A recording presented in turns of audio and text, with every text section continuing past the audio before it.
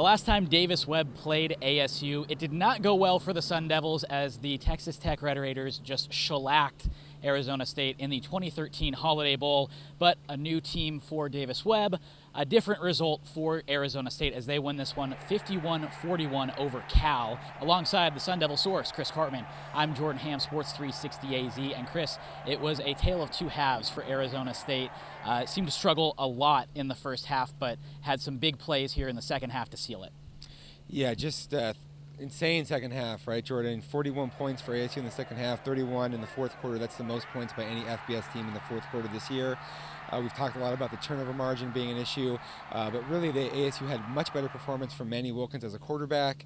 Their defense finally kind of got it in check a little bit there in the second half. Not as many big play breakdowns. Davis Webb had a huge performance. That's kind of typical. He had 478 yards, I believe, passing, but most of that still was in the first half, and ASU's been much better in the second half against Texas Tech, against UTSA, and now against Cal, and that's been a huge factor in their 4-0 start.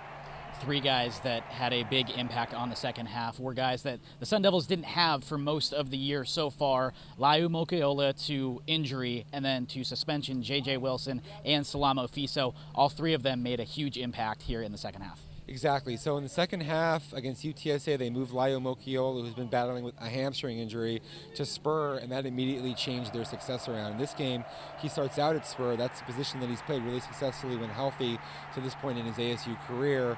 And, I mean, he had the interception on a drop that was taken back for a touchdown. It's a phenomenal play. Salamo Fiso, he's known for being an inside run stopper. He has a drop in zone that's an interception. That's 10 points on those two plays. J.J. Wilson, athletically, is one of the most dynamic players on their roster, certainly the best tight end in that kind of a way.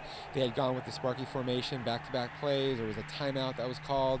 After the timeout, they brought in Wilson as an inline tight end, and then he just stretched vertical on the seam, and it was uncovered for a touchdown. Those three plays all were huge in this game. Going into this game, the Sun Devils were -3 in the turnover margin. Todd Graham stressed the importance of that going into this game, and they were able to turn the tide with that with some big plays. Well, it's not a coincidence that when ASU, Manny Wilkins had the one interception, ASU was trailing and it had a deficit of 1-0 in the turnover battle.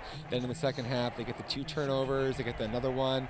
They end the game 3-1 plus 2 in the margin, and that was when they started piling on all the points. And turnover margin at the end of the day is one of the most predictive stats in football. ASU's been on the wrong side of games, even though it's been fortunate enough to come out on top of victories. But now they piled it on really late with the off the key turnovers. 51-41, the Sun Devils win this one over Cal. 4-0 on the year and 1-0 in the Pac-12.